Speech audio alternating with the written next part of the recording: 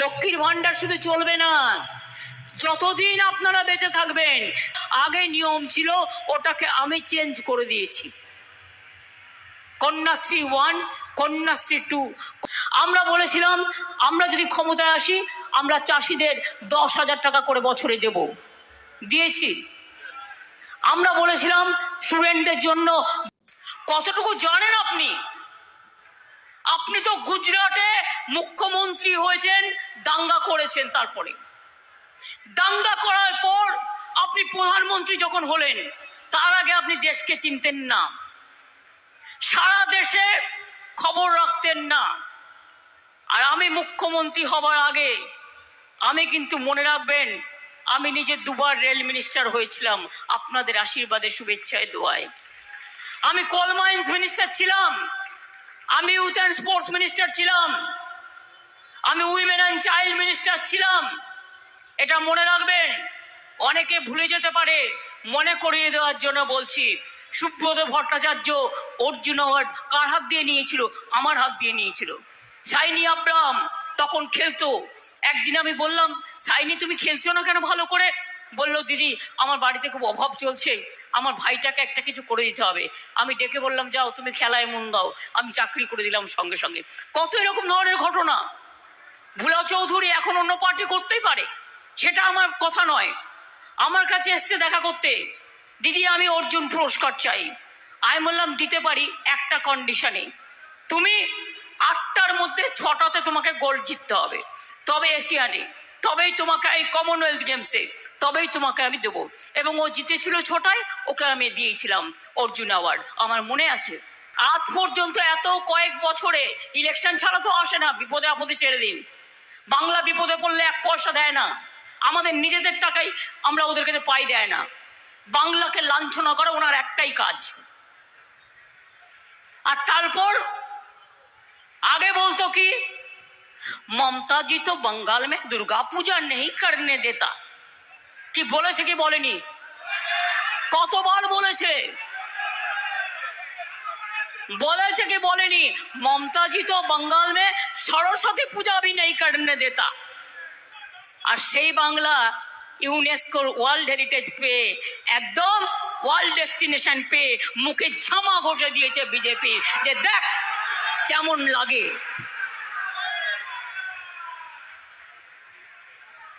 বাংলা নাকি কোনো কাজ করেন, উনি সব করেন। আজ পর্যন্ত কি করেছেন? উনি নাকি কালা ধন আনবেন। বলুন না, আমরা 2021-এর ইলেকশনের আগে তৃণমূল মানুষকে কি কথা দিয়েছিল? বিনা পয়সায় রেশন দেবো। আপনারা বিনা পয়সায় রেশন পাচ্ছেন? যারা চাইছেন, যারা চাইছেন না তাদের জন্য একটা কার্ড আছে, জাস্ট আইডেন্টিটি রাখবার জন্য। এটা আমি বুদ্ধি করে বের করেছিলাম। অনেকে রেশন তোলে না, তাদের রেশনগুলো অন্য লোক নিয়ে চলে যায়। 2 হচ্ছে, আমরা বলেছিলাম আমরা যদি 21-এ ক্ষমতায় আসি আমরা লক্ষ্মীর ভান্ডার করব, করেছি আমরা। আমরা বলেছিলাম আমরা যদি ক্ষমতায় আসি আমরা চাষিদের 10,000 টাকা করে বছরে দেব, দিয়েছি।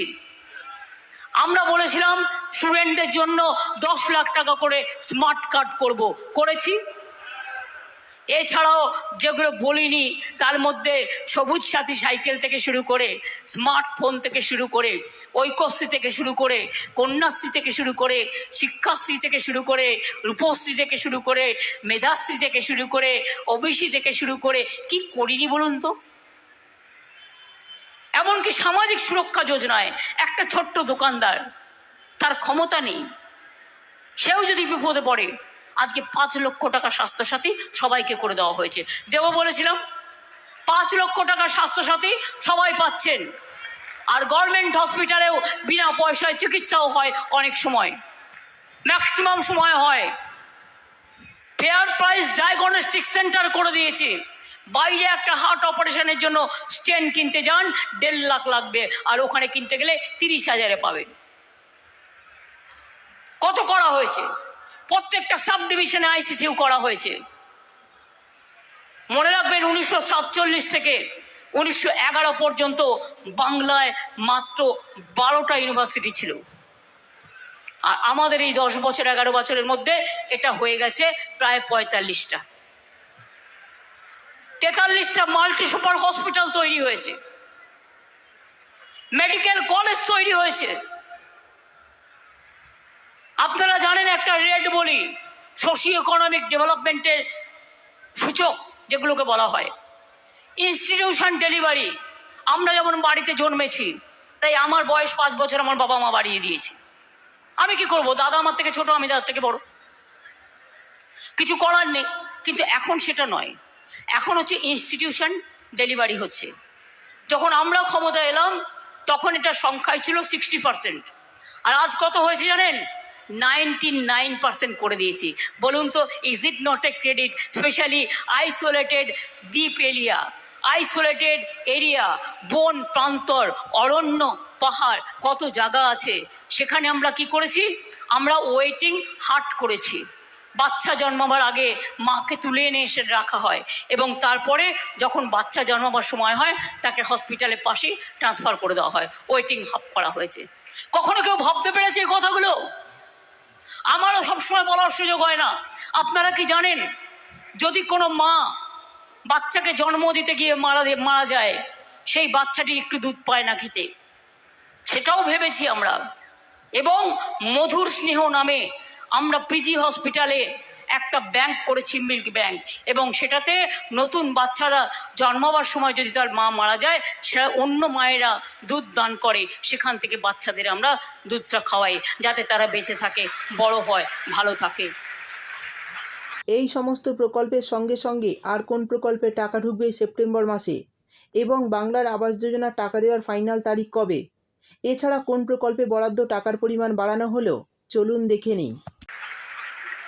চোখের আলো, কত মানুষ আছে ক্যাটার অপারেশন করতে হয়, রেটিনা দেখতে হয়, পাওয়ার কম বেশি আছে, চোখের আলোটা পর্যন্ত আমরা দিই। এমন কিছু নেই যা করিনি। আমার শুধু একটাই কাজ বাকি আছে, বিজেপিটাকে হাঁটানো। তারপরে লড়াইটা বুঝে নেবো, লড়াই আমায় চিরজীবনই করতে হবে। কিন্তু মনে রাখবেন, আজকে উনি যে কাজগুলো বলেছেন, লুটের ধন ফেরত দেবো, তোমরা তো নিজেরাই লুটেরা বিজেপি, তুমি কার ধন ফেরত দেবে কাকে? পরের ধনে পোদ্দারি করে দেশটাকে বিক্রি করে দিয়েছো, দেশের ইকোনমি বিক্রি করে দিয়েছো। লজ্জা করে না? আজকে ITI এর ছেলেমেয়েরা সবচেয়ে বেস্ট, তাদের মধ্যেও 30% চাকরি পায়নি। লজ্জা করে না মোদিজি? আপনার তো ছেড়ে দিয়ে চেয়ার থেকে সরে গিয়ে আপনার ওই দেবতার মন্দিরে ঢুকে দেওয়া উচিত ছিল, যখন আপনি দেবতা। বাংলার দিকে তাকাবেন না, কথা বলবেন না। আপনার সারা ভারতবর্ষের যে GSDP গ্রোথ, তার থেকে আমি অন্তত 3% এগিয়ে আছি। আমাদের বাংলায় 40% দারিদ্রতা কমেছে। আমরা ইন্ডাস্ট্রি ফর ইন্ডাস্ট্রি তৈরি করছি। বাংলায় 6টা ইকোনমিক করিডোর তৈরি হচ্ছে। বাংলা স্মল স্কেল ইন্ডাস্ট্রিতে ইন্ডিয়াতে নাম্বার 1। 100 দিনের কাজে আমরা 1 নম্বর ছিলাম 3 বছর, ভারত সরকারের সার্টিফিকেট। তাই 100 দিনের কাজে গরিব লোকগুলোকে টাকা দিল না। যে লোকগুলো মাথায় মুঠোয় করে নিয়ে যায় মাটি, রাস্তা কেটে পরিষ্কার করে, ধুলো পরিষ্কার করে, 3 বছর তাদের টাকা দেয়নি, আর 100 দিনের কাজও দেয়নি। আমরা বলেছিলাম না দিলে আমরা দেবো, আমরা দিয়েছি। 69 লক্ষ পরিবারকে দিয়েছি। আর শুধু তাই নয়, কর্মশ্রী প্রকল্পও চালু করে দিয়েছি। ওই 100 দিনের কাজের মতোই ওরা কাজ পাবে, ওরা কাজ করবে, এবং ওরা কাজ করবে, টাকা রাজ্য সরকার দেবে। সবাইকে নাকি উনি পাকা বাড়ি দেবেন, বুঝুন। আপনাদের যাদের সবার পাকা বাড়ি, সব নাকি উনি করে দিয়েছেন। কি লোক ভাই, আশ্চর্য! ম্যাজিশিয়ান, ম্যাজিশিয়ান না টেকনিশিয়ান, আমি বুঝতে পারছি না কি, কখন যে কি বলে ভগবান জানে। 43 লক্ষ বাড়ি আমরা করে দিয়েছি, এবং আগামী ডিসেম্বর মাসে এই ঘর বাড়ি পড়ে গেছে লোকগুলোর কি অবস্থা। জলপাইগুড়িতেও পড়ে গিয়েছিল। 11 লক্ষ পাকা বাড়ি আমরা আমাদের রাজ্য সরকার থেকে আবার করে দেবো। একটা কাজ তো রেগুলার হতে পারে না, আস্তে আস্তে টাকা জমাবো, তারপরে করব। টাকাটা হাতে আসবে তবে তো। সামনে আবার দুর্গাপুজো আছে, বাংলার নানা উৎসব আছে, চলছে, এ তো চলেই। তাই আপনাদের কাছে আমি বলবো যে আমি দুঃখিত, আমি খুশি হতাম যদি একজন প্রধানমন্ত্রী এসে বাংলাকে ভালোবেসে বাংলার মাটি বাংলার জল বলে বাংলাকে আপন করে নিত। বাংলা আজকে সব থেকে বেশি এগিয়ে সর্বত্র, সব ব্যাপারে। যেখানে যাবেন ঘুরে আসবেন, দেখবেন কত সুন্দর তৈরি হয়েছে। এমনকি দীঘায় যান, দীঘায় উড়িষ্যার জগন্নাথ মন্দিরের মতো একদম সেম হাইটে আমি জগন্নাথ মন্দির তৈরি করে দিচ্ছি, সেম হাইটে। ঠাকুরটা শুধু ওদের ওখানে অরিজিনাল নিম কাঠে হয়, 12 বছর পর পর চেঞ্জ হয়।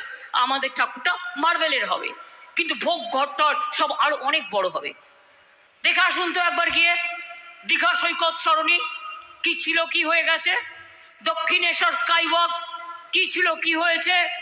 মা কালী মন্দির কি ছিল, কি হয়েছে। তারাপীঠ, তারকেশ্বর, জল্পেশ মন্দির, নকুলেশ্বর মন্দির, কোনটা হয়নি? কাজেই আমি দুটো মিটিং করতে এলাম, সারা বছর পাত্তা নেই। আর ইলেকশনের সময় ঘুরে ঘুরে মিটিং করার জন্য 3 মাস ধরে আমাদের কাজ বন্ধ। আপনারা আমাকে বলুন তো, 5 বছরের একটা সরকার, 1 বছর পঞ্চায়েত ইলেকশন কাজ বন্ধ, 2 মাস 3 মাস ধরে চলছে কর্পোরেশন পার্লামেন্ট ইলেকশন, আবার একটা অ্যাসেম্বলি ইলেকশন। তার মানে 5 বছরের মধ্যে 1.5 বছর যদি ইলেকশনে চলে যায়, আপনি ভাববেন কখন, আপনি কাজটা করবেন কখন, আপনার কাজটাকে প্রগ্রেস করবেন কি করে? ওদের তো কোনো কাজ নেই, সেন্ট্রাল গভর্নমেন্টের কোনো কাজ নেই। না আছে রাস্তা পরিষ্কারের কাজ, না আছে 100 দিনের কাজ, না আছে ঘর তৈরির কাজ, না আছে কৃষকদের কাজ, না আছে শ্রমিকদের কাজ, না আছে শিক্ষক শিক্ষিকার কাজ। ওদের হাতে থাকা উচিত ছিল মাত্র 2-3টে ডিপার্টমেন্ট। একটা হচ্ছে রেল ডিপার্টমেন্ট, একটা হচ্ছে ডিফেন্স ডিপার্টমেন্ট, আর একটা হচ্ছে ইন্টারনাল সিকিউরিটি ডিপার্টমেন্ট। তাছাড়া কোনো ডিপার্টমেন্টের ওরা কোনো কাজ করে না, শুধু বক্তৃতা দেয়, ভাষণ দেয়, জ্ঞান দেয় আর মিথ্যে কথা বলে যায়।